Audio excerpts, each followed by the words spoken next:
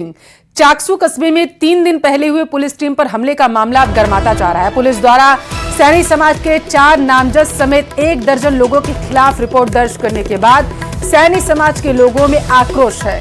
Report दर्ज करने से नाराज सैनी समाज के लोगों ने सब्जी मंडी और दुकानें बंद कर दी। बड़ी संख्या में सैनी समाज के लोग पुलिस थाने पहुंचकर विशेष रूप से विरोध प्रदर्शन करते हुए नजर आए। पुलिस पर झूठा मुकदमा उन्होंने दर्ज करने और परेशान करने का गंभीर आरोप लगाया। उन्होंने समाज के युवकों पर दर्ज मुकदमे वापस लेने की मांग की। ग्रामीणों द्वारा धरना प्रदर्शन की सूचना पर विधायक रामावतार बैरवा, एसीपी सुरेंद्र सिंह मौके पर पहुंचे। उन्होंने लोगों की बात को सुनकर उन्हें समझाया, मामले की निष्पक्ष जांच करने का आश्वासन दिया। उधर एसीपी सुरेंद्र सिंह ने कहा है कि किसी भी निर्दोष के खिलाफ कार्रवाई नहीं की जाएगी। और ज्यादा जानकारी के साथ संवाददाता हीरालाल हमारे साथ टेलीफोन लाइन पर जुड़ चुके हैं। हीरालाल, ग्रामीणों की मांग की थी और अभी की स्थिति क्या है? जी देखिए, मैं आपको मामले की जानकारी दे दूं। करीबन 3-4 दिन पहले चाकसू कस्बे में चोरी की सूचना पर स्थानीय पुलिस मौके पे पहुंची थी। उस दौरान चोर तो नहीं मिले, लेकिन वहां जो मौजूद लोगों की भीड़ थी उन्होंने पुलिस पर लापरवाही का आरोप लगाते हुए उनके साथ हाथापाई शुरू कर दी थी। हाथापाई से बचने के लिए पुलिसकर्मी पुलिस वाहन में जाके बैठ गए। इस दौरान जो उत्तेजित लोग थे उन्होंने पुलिस वाहन में तोड़फोड़ भी की और पुलिसकर्मियों के साथ मारपीट की। उसके बाद जो पुलिसकर्मियों ने 1 दर्जन लोगों के खिलाफ मुकदमा दर्ज करवाया था। इससे नाराज जो सैनी समाज के लोग हैं उन्होंने आज पुलिस थाने पहुंचकर धरना प्रदर्शन किया। उनकी मांग थी कि जो सैनी समाज के युवा हैं उनको जबरन निर्दोष जो लोग हैं उनके खिलाफ मुकदमा दर्ज करके उनको परेशान किया जा रहा है। उन्होंने जो दर्ज मुकदमा है वो वापस लेने की भी मांग की। सूचना पर विधायक रामावतार बैरवा मौके पे पहुंचे और समझाइश की। और जो एसीपी है सुरेंद्र सिंह वो भी मौके पे पहुंचे। उन्होंने कहा कि मामले की निष्पक्ष जांच की जाएगी। जो भी निर्दोष होगा उसके खिलाफ बिल्कुल भी कार्रवाई नहीं होगी, लेकिन मामले में जो दोषी होगा उसी के खिलाफ कार्रवाई होगी। इसके बाद मामला शांत हुआ। ठीक है, शुक्रिया जानकारी पहुंचाने के लिए हीरालाल। चलिए रुक करेंगे जयपुर का, जहां से बड़ी खबर है। कैश कलेक्शन एजेंट से लाखों की लूट का मामला से जुड़ा अपडेट आया है, अब तक पहुंचाएंगे। डेयरी बूथ संचालक ने चचेरे भाई के साथ मिलकर साजिश रची थी। सुरेश सिंह ने 5 महीने पहले बताया जा रहा है इस पूरी घटना की रूपरेखा तैयार कर ली थी। पुलिस ने 12 घंटे में ही 8 लाख रुपए की लूट का खुलासा कर दिया। लूट का मास्टरमाइंड संचालक और चचेरे भाई पुलिस गिरफ्त में है।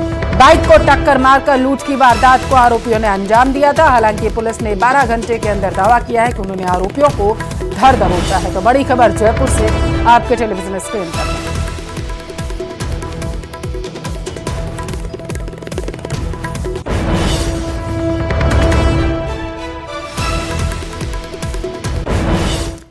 नीमका थाना का रुख करेंगे, जहां गणेश्वर इलाके के रहने वाले एयरफोर्स के जवान की बेलगांव के अस्पताल में मौत हो गई। आज जब सैनिक का पार्थिव शरीर नीमका थाना पहुंचा तो ग्रामीणों में आक्रोश जो था वो फूट पड़ा। सैनिक सम्मान से पार्थिव शरीर नहीं लाने के विरोध में ग्रामीणों ने सदर थाने के सामने जाम लगा दिया और जमकर प्रदर्शन किया। जानकारी के मुताबिक गणेश्वर गांव के रहने वाले बलबीर सिंह बेलगांव में तैनात थे। वहां अस्पताल में उनकी मौत हो गई। ग्रामीण शहीद का दर्जा देने की मांग पर अड़े हुए हैं और परिवार को आर्थिक सहायता देने की भी मांग की जा रही। ग्रामीणों का कहना है कि राजकीय सम्मान के साथ पार्थिव शरीर नहीं लाया गया। पुलिस और प्रशासन के अधिकारी ग्रामीणों को समझाने में जुटे।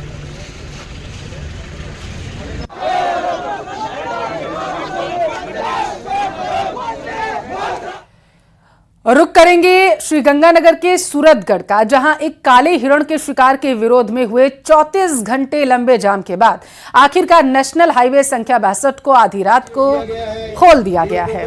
पुलिस प्रशासन ने डीएफओ को, एपीओ और रेंजर को निलंबित करने के आदेश इसी के साथ जारी कर दिया और इसके बाद आंदोलनकारी हाईवे से हट गए हैं। यातायात फिर से सुचारू हो चुका है और इसके पहले 12 दौर की वार्ताओं के बावजूद कोई हल नहीं निकलने पर आंदोलनकारियों ने गुजरात तक नेशनल हाईवे 62 को जाम करने की धमकी दी थी। जिला प्रशासन ने स्थिति को गंभीरता से लेते हुए आंदोलनकारियों की मांगे मान ली हैं। रात तकरीबन 1 बजे धरना समाप्त किया गया। पिछले 5 दिन से खबर ब्यावर के सेंदड़ा इलाके में की है, जहां एक युवक का अपहरण कर मारपीट करने के बाद जंगल में फेंकने का मामला सामने आया। घायल से मारपीट का वीडियो भी आ चुका है, जिसमें कुछ लोग मुंह पर नकाब बांधकर मारपीट करते हुए नजर आ रहे हैं। यह पूरा मामला एक लड़की को परेशान करने से जुड़ा है। घायल को ब्यावर के सरकारी हॉस्पिटल में भर्ती कराया गया, जहां पुलिस अब मामले की जांच में भी जुट चुकी है। मैंने बोला गलती कर रहा तू, फिर गाड़ी पे गाड़ी दे रहा हूँ। सर मैं मेरी बहन से मिलने जा रहा था, मेरा फ्रेंड मिला था एक, उसको लेके मैं गढ़गिरी होटल घूमने जा रहा था। ये लोग सेंदड़ा थाने के वहाँ से मेरे पीछे हो गए, फिर आगे जाके मेरे को रुकाया था, मैंने गाड़ी रोक दी थी। उसके बाद में बोला कि लड़की को मैसेज करता है, मैंने किसी लड़की को मैसेज नहीं बोला, मैं कि प्रूफ बताओ। वहाँ से मुझे ज़बरदस्ती करके लेके जंगल में चले गए। ये कितने जने थे वो 6 जने थे, 2 बाइक पे। अच्छा। फिर देवा नाम का लड़का, उसको कॉल किया था, उसी में 7-8 लड़के वो रहे थे। पहले से जानते हो उनको? पहले से नहीं जानता, उसको फोन पे बात कर रहे थे एक दूसरे से।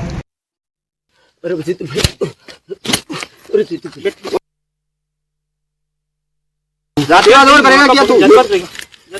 मुझे चक्कर आ रहे तो भाई। अभी मिटा रहा तेरे चक्कर, अभी मिटाता हूँ तेरे चक्कर, अभी मिटता हूँ तेरे चक्कर। जातिवाद आप बोल रहे हो जैसे कर रहा हूँ। मैंने तेरे को मना किया कि तू मेरे से पंगा ले रहा, गलत ले रहा। मेरे को पता नहीं। मैंने बोला मैंने तेरे को बोला था ना, मैंने तेरे को बोला था ना, मैंने तो भाई पता नहीं था। मैंने बोला गलती कर रहा तू, फिर गाड़ी पे गाड़ी दे रहा हूँ। तेरे को गाड़ी गलती कर रहा यार, फोन जातिवाद करेगा क्या? राजस्थान के रेजिडेंट डॉक्टर अपनी 8 सूत्री मांगों को लेकर लगातार धरना प्रदर्शन कर रहे। लंबे समय से संपूर्ण कार्य बहिष्कार के बाद जनहित को ध्यान में रखते हुए राज्य सरकार के आश्वासन पर इमरजेंसी सेवाओं को फिर से बहाल किया गया और इसे लेकर आज अजमेर की JLN अस्पताल में कार्यरत रेजिडेंट डॉक्टर इमरजेंसी द्वार पर इकट्ठा हुए। रेजिडेंट ने कहा है कि 30 दिन के भीतर ही उनकी अन्य मांगों को लेकर कोई कार्रवाई नहीं होती है तो फिर से एक बार संपूर्ण कार्य बहिष्कार किया जाएगा। कल हमारी जो वार्ता हुई राज्य सरकार के साथ में हेल्थ मिनिस्टर साहब के उनसे, तो उनमें डिसाइड हुआ कि जनहित को देखते हुए हमारे सभी रेजिडेंट जो भी अदर कॉलेज के जो RDA प्रेसिडेंट थे, उन लोगों ने जनहित को देखते हुए डिसाइड किया कि आम जन को किसी को परेशानी ना हो। और हमारी मांगे भी सरकार ने मान ली थी, सारी चीज़ उन्होंने हमें रिटर्न में दिया, आश्वासन दिया 2 या 3 दिन के अंदर कुछ सर्कुलर जारी हो जाएंगे लेटर, और उन्होंने हमसे 1 महीने का टाइम मांगा है।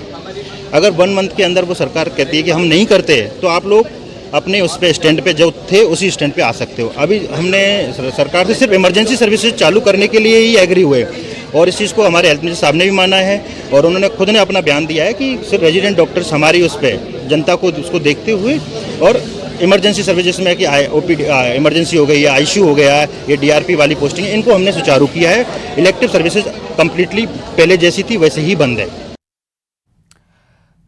जयपुर के आमेर से खबर है, वाल्मीकि बस्ती में बारिश के चलते एक मकान का छज्जा गिर चुका है। हालांकि गनीमत ये रही है कि हादसे में किसी को चोट नहीं आई। हादसे के वक्त बरामदे में सभी लोग बैठे हुए थे। हादसे के बाद मौके पर लोगों की भीड़ इकट्ठा हो गई। सूचना पर पुलिस भी मौके पर पहुंच गई। छज्जा गिरने से मकान की दीवारों में भी दरार आ गई। मकान को हालांकि खाली करा लिया गया है ताकि आगे कोई जनहानि ना हो। तो इस वक्त की बड़ी खबर जयपुर के आमेर से आप तक पहुंचा रहे, जहां पर भारी बारिश की वजह से बताते चले कि लगातार जो मकान है उनकी हालत जर्जर होती जा रही है और ऐसे एक मकान का छज्जा गिर गया।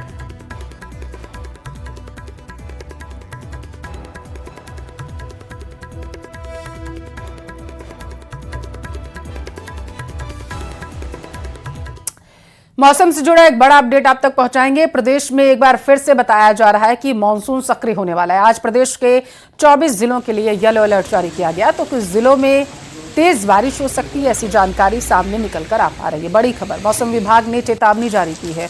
बताया जा रहा है कि कुछ जिलों के लिए येलो अलर्ट मौसम विभाग की तरफ से जारी किया गया है। भारी बारिश की चेतावनी दी गई है।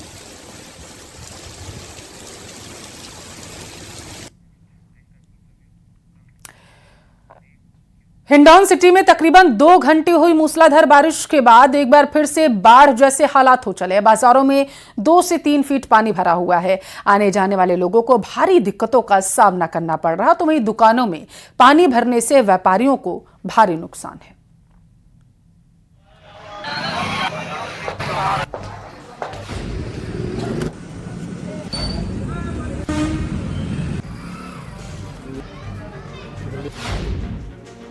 हिंडौन सिटी में फिर बने बाढ़ के हालात। 2 घंटे की बारिश ने किया पानी पानी। सड़कें बनी तालाब, आना जाना हुआ मुहाल। जगह जगह जलभराव की ये तस्वीरें हिंडौन सिटी की हैं, जहां 2 घंटे की मूसलाधार बारिश ने एक बार फिर बाढ़ जैसे हालात पैदा कर दिए हैं। 10 अगस्त से 15 अगस्त के बीच जो बारिश हुई थी, उस पानी की निकासी अभी पूरी तरह से नहीं हो पाई थी कि एक बार फिर बारिश ने परेशानी बढ़ा दी है। चारों तरफ पानी ही पानी नजर आ रहा है, जिसके चलते दुकानें बंद हैं और लोग परेशान। वहीं दूसरी तरफ भारी बारिश के चलते हिंडौन के पाठकपाड़ा में प्राचीन जर्जर भवन का एक हिस्सा टूटकर गिर गया। गनीमत ये रही कि आसपास कोई नहीं था, जिससे बड़ा हादसा होने से टल गया। रात में बारिश थमने से कुछ इलाकों में पानी की निकासी हुई, लेकिन अब भी कटरा, सराफा बाजार समेत कई गलियों में पानी भरा है। दुकानों में फिर से पानी जाने के चलते व्यापारियों को काफी नुकसान हुआ है। वहीं बारिश के बाद ट्रांसफार्मर के पानी में डूब जाने से बिजली पर भी असर पड़ा है, जिसके चलते लोगों को परेशानी का सामना करना पड़ा। इससे पहले आई बारिश के चलते दुकानें 10 से 12 दिन बंद रही। जैसे ही स्थिति में सुधार आया, बारिश ने हालात और खराब कर दिए। लोगों का आरोप है कि पानी निकासी की व्यवस्था न होने के चलते हालात इतने खराब हुए हैं।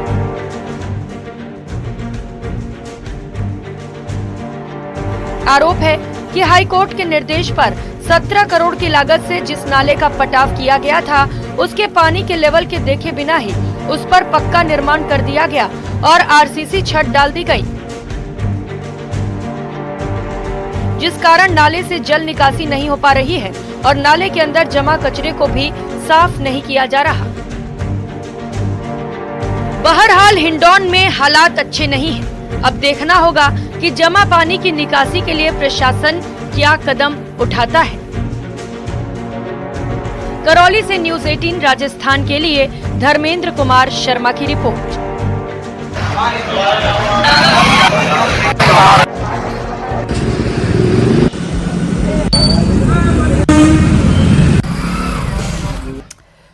रुक जयपुर का करेंगे, जहां भाकरोटा थाने के हेड कांस्टेबल बाबूलाल ने आत्महत्या कर ली है। बताया जा रहा है कि मुकुंदपुरा रोड पर पुलिस चौकी में उन्होंने फांसी का फंदा लगाया और आत्महत्या कर ली। सूचना मिलने के बाद भाकरोटा थाना पुलिस भी मौके पर पहुंच चुकी है। आत्महत्या से पहले हेड कांस्टेबल ने बाकायदा एक सुसाइड नोट लिखा। पुलिस ने सुसाइड नोट जब्त कर लिया है। मामले की जांच की जा रही है। तो इस वक्त की बड़ी खबर आपके टेलीविजन स्क्रीन पर पहुंचा रहे हैं। आपको बताते चले कि यहां पर एक हेड कांस्टेबल ने अपनी जान दे दी है। जानकारी ये सामने निकल कर आई है कि भाकरोटा थाने के हेड कांस्टेबल हैं, जिन्होंने फांसी का फंदा लगाकर अपनी जान दी है। हालांकि एक सुसाइड नोट भी आत्महत्या से पहले उन्होंने लिखा, जिसे पुलिस ने बरामद कर लिया है। मामले की जांच की जा रही है और सुसाइड नोट के आधार पर पुलिस हर तथ्य को खंगालने की कोशिश कर रही है। जैसे ही ये जानकारी लगेगी कि आत्महत्या के कारण क्या थे, अब तक वो अपडेट पहुंचाएंगे। फिलहाल के लिए बताते चले कि जयपुर से इस वक्त की बड़ी खबर है, जहां पर भाकरोटा थाने के हेड कांस्टेबल बाबूलाल ने आत्महत्या कर ली। मुकुंदपुरा रोड पर पुलिस चौकी में ही बताया जा रहा है कि उन्होंने फांसी का फंदा लगाया और सुसाइड कर लिया है। ज्यादा जानकारी के साथ संवाददाता टेलीफोन लाइन पर विष्णु हमारे साथ जुड़ चुके हैं। विष्णु, सुसाइड नोट मिला है, क्या कुछ है? देखिए, हेड कांस्टेबल बाबूलाल पिछले कुछ समय से भाकरोटा थाने में तैनात थे, लेकिन बताया जा रहा है कि किसी मामले में उनको सस्पेंड भी किया गया था और आज बाबूलाल ने अपने पुलिस चौकी में खुदकुशी कर ली। बताया जा रहा है कि फंदा लगा करके, रस्सी का फंदा लगा के हेड कांस्टेबल बाबूलाल ने पुलिस चौकी में ही आत्महत्या कर ली। उसके पहले उन्होंने करीब 5 से 6 पन्नों का एक सुसाइड नोट भी लिखा है, जिसको पुलिस ने जब्त किया है और उसमें कुछ लोगों पर प्रताड़ित करने का, उनसे परेशान होकर के खुदकुशी करने का आरोप लगाया है। सुसाइड नोट में अपनी पत्नी, बच्चों और कुछ लोगों के लिए लिखा है, माफी भी मांगी है, कुछ जिम्मेदारियां भी बताई है और कुछ बातें भी बाबूलाल के द्वारा कही गई है। साथ में उस सुसाइड नोट में ये बताया जा रहा है कि एक कथित पत्रकार का नाम भी उसमें लिखा गया है और कुछ लोगों के नाम भी इसमें लिखे हैं। हालांकि पुलिस ने इससे ज्यादा जानकारी भी दी नहीं है। सुसाइड नोट की जांच की जा रही है और मालूम किया जा रहा है कि आखिरकार क्या वजह रही कि हेड कांस्टेबल ने आगे जांच में और ज्यादा तस्वीरें क्लियर होंगी। बिल्कुल विष्णु, शुक्रिया जानकारी के लिए। खबरों में आगे बढ़ेंगे, अलवर का रुख करेंगे, जहां रामगढ़ उपखंड क्षेत्र के गांव बाहाला में मंगलवार को अचानक ही 15 से 20 सभी मकान में 3 सेंटीमीटर चौड़ी दरारें आ गईं। अचानक से मकान में आई दरारों को देखकर ग्रामीणों में हड़कंप मच गया। ग्रामीणों ने इसकी सूचना प्रशासन को दी तो रामगढ़ एसडीएम नीतू करोल के आदेश पर राजस्व विभाग की टीम मौके पर पहुंची। बुधवार को टीम ने मौके पर मकान में आई दरार की रिपोर्ट बनाकर तहसीलदार उमेश चंद शर्मा के समक्ष पेश की है। मकानों में दरार आने से ग्रामीणों में भय का माहौल है।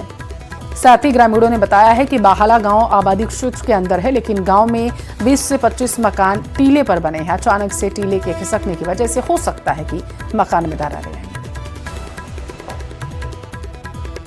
टीले पर जो कुछ आबादी है उसमें जो मकान आते हैं उनमें 3-4 सेंटीमीटर की एक दरार आई है।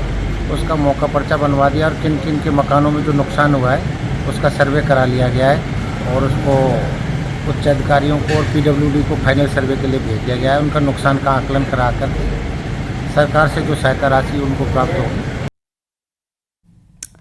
राजसमंद के आमेट का रुख करेंगे, जहां चकाचक महादेव पर बांध छलक चुका है। चंद्रभागा नदी का बताया जा रहा है उद्गम स्थल है चकाचक महादेव। अच्छी बारिश से नदी में पानी की आवक ज्यादा हो चुकी है। नदी में पानी की आवक से क्षेत्रवासियों में खुशी की लहर है। चंद्रभागा नदी क्षेत्र के पेयजल की एकमात्र लाइफलाइन बताई जाती है। देवड़ों का गुड़ा में ये चकाचक महादेव स्थित है और ये अब अपने उफान पर आ चुका है।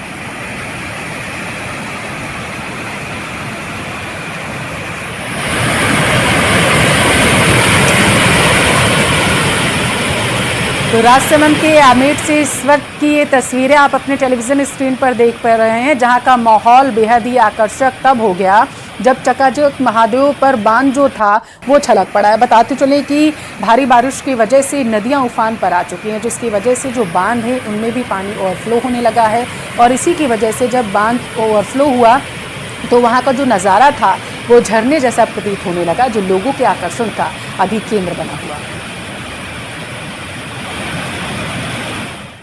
बांसवाड़ा उदयपुर मुख्य मार्ग के चिड़ियावासा कस्बे के झाला फार्म हाउस के पास स्ट्रेट हाईवे सड़क किनारे गुजरती एक कार में अचानक ही आग लग गई है। चालक कार से कूदने के दौरान घायल हो गया। कार सड़क किनारे खाई में उतरकर पेड़ से टकरा गई और अचानक कार में भीषण आग लग गई। आग से कार पूरी तरीके से जलकर खाक हो चुकी है। सूचना पर सदर थाना पुलिस और फायर ब्रिगेड की टीम मौके पर पहुंची। आग को बुझाया गया। कार मालिक चालक वीरेंद्र गर्ग निवासी चिड़ियावासा का घायल है, जिसका इलाज किया जा रहा है।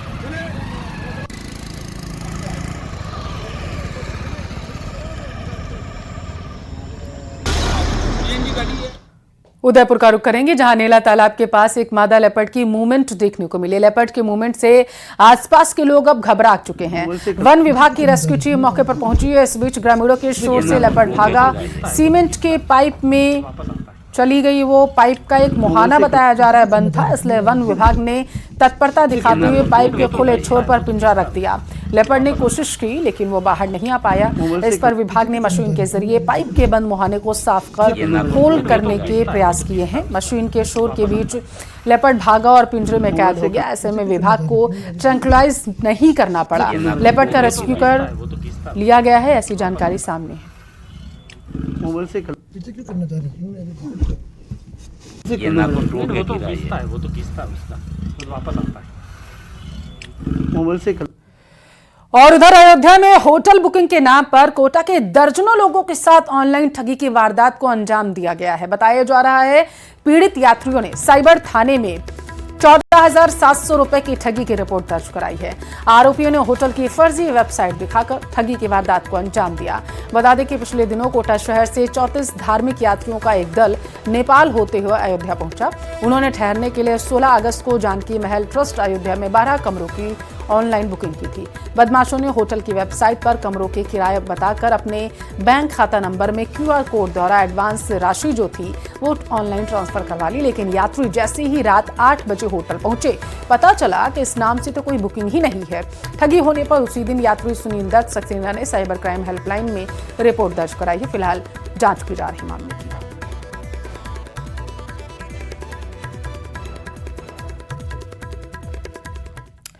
झुंझुनू का रुख करेंगे, जहां रानी सती मंदिर में आने वाले श्रद्धालुओं की कार से सामान चोरी करते 2 युवकों को पुलिस ने रंगे हाथों दबोचा।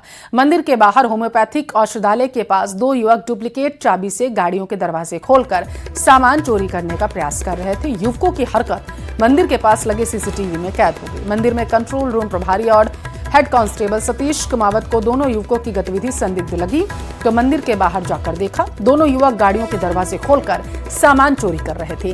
पुलिस दोनों को गिरफ्तार कर कोतवाली लेकर आ चुकी है, पूछताछ जारी।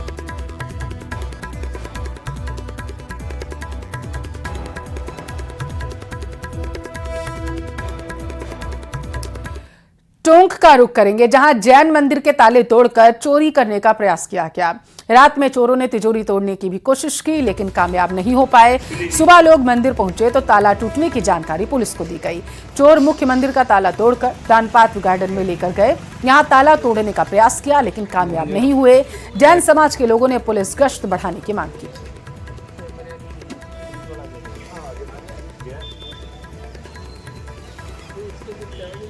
पर SCB ऑफिस के पास जैन मंदिर है। रात्रि को जैन मंदिर के जो मेन भगवान जहाँ विराजमान है उसका ताला उन्होंने तोड़ा, गोलक वहाँ से निकाला और गोलक को निकाल कर उसमें से जो यहाँ का जो गार्डन है उसमें ले जाकर तोड़ने की कोशिश की, मगर वो गोलक भी उनसे टूटा नहीं।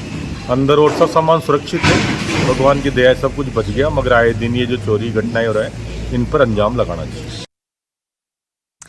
पाकिस्तान में कट्टरपंथी पूरी तरीके से आउट ऑफ कंट्रोल हो चुके हैं। इस निंदा को लेकर चीफ जस्टिस के फैसले से नाराज कट्टरपंथियों की भीड़ ने पाकिस्तान की राजधानी इस्लामाबाद में सुप्रीम कोर्ट पर ही धावा बोल दिया। ये लोग पाकिस्तान के चीफ जस्टिस का इस्तीफा मांग रहे थे। उनकी मांग है कि पाकिस्तान की सर्वोच्च अदालत अपने फैसले को वापस ले ले। कट्टरपंथियों की हिम्मत देखिए, उन्होंने पाकिस्तान के चीफ जस्टिस का सिर लाने वाले को 1 करोड़ का इनाम देने का ऐलान किया।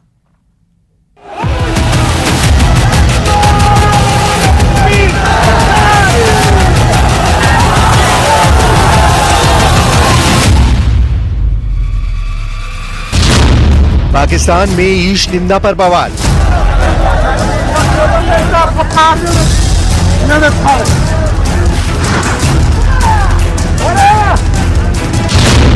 कट्टरपंथी out of control.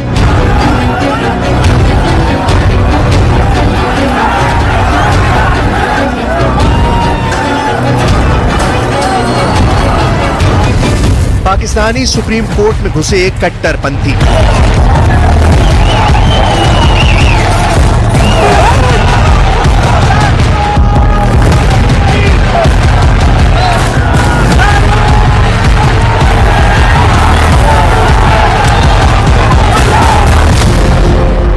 Chief justice पर 1 करोड़ का इनाम। चीफ जस्टिस काजी फायजीसा का सर लाने वाले को 1 करोड़ रुपए देने का ऐलान किया।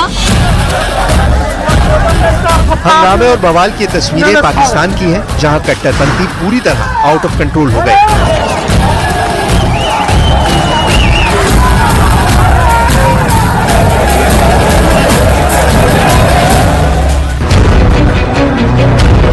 ये तस्वीरें देखकर शायद आपको अपनी आंखों पर भरोसा न हो, लेकिन पाकिस्तान जैसे देशों की यही सच्चाई है। ईश निंदा को लेकर चीफ जस्टिस के फैसले से नाराज कट्टरपंथियों की भीड़ ने पाकिस्तान की राजधानी इस्लामाबाद में सुप्रीम कोर्ट पर ही धावा बोल दिया। ये लोग पाकिस्तान के चीफ जस्टिस का इस्तीफा मांग रहे थे और उनकी मांग है कि पाकिस्तान की सर्वोच्च अदालत अपने फैसले को पलट दे। कट्टरपंथियों की हिम्मत देखी, उन्होंने पाकिस्तान के चीफ जस्टिस का सिर लाने वाले को 1 करोड़ का इनाम देने का ऐलान किया है। कट्टरपंथियों को कोर्ट में घुसने से रोकने के लिए पुलिस ने वाटर कैनन, आंसू गैस और लाठीचार्ज का सहारा लिया, लेकिन हजारों प्रदर्शनकारियों ने सुप्रीम कोर्ट के बाहर के सुरक्षा घेरे को तोड़ दिया और कोर्ट परिसर के अंदर घुस गए। प्रदर्शन का नेतृत्व कर रहे संगठन आलमी मजलिस ने सुप्रीम कोर्ट को अपने फैसले की समीक्षा के लिए 7 सितंबर तक का वक्त दिया है। इस विवाद की शुरुआत 6 फरवरी 2024 को सुप्रीम कोर्ट के एक ऐतिहासिक फैसले से हुई थी, जिसमें सुप्रीम कोर्ट ने अहमदिया समुदाय के मुबारक अहमद सानी नाम के एक व्यक्ति को रिहा करने का आदेश दिया था। सानी को 7 जनवरी 2023 में गिरफ्तार किया गया था। सानी पर आरोप था कि उन्होंने 2019 में एक कॉलेज में तफसीर सगीर बांटा था। तफसीर सगीर अहमदिया समुदाय से जुड़ी एक धार्मिक किताब है, जिसमें अहमदिया संप्रदाय के संस्थापक के बेटे मिर्जा बशीर अहमद ने कुरान की व्याख्या अपने हिसाब से की है। सानी को कुरान प्रिंटिंग एंड रिकॉर्डिंग संशोधन एक्ट 2021 के तहत गिरफ्तार किया गया था। सानी ने अदालत में दलील दी कि उसे जिस एक्ट के तहत सजा दी जा रही है वो 2019 में था ही नहीं, लिहाजा उस समय वो अपने धर्म से जुड़ी किताब का प्रचार करने के लिए आजाद था। सुप्रीम कोर्ट ने सानी की दलील पर सहमति जताई और उसे रिहा कर दिया। सुप्रीम कोर्ट के इस फैसले के खिलाफ कट्टरपंथी संगठन तहरीक-ए-लब्बैक पाकिस्तान ने सोशल मीडिया पर अभियान चलाया, जिसके बाद जगह जगह सुप्रीम कोर्ट के इस फैसले को लेकर प्रदर्शन शुरू हो गए और 19 अगस्त को कट्टरपंथियों की भीड़ विरोध प्रदर्शन के लिए सुप्रीम कोर्ट के अंदर घुस गई।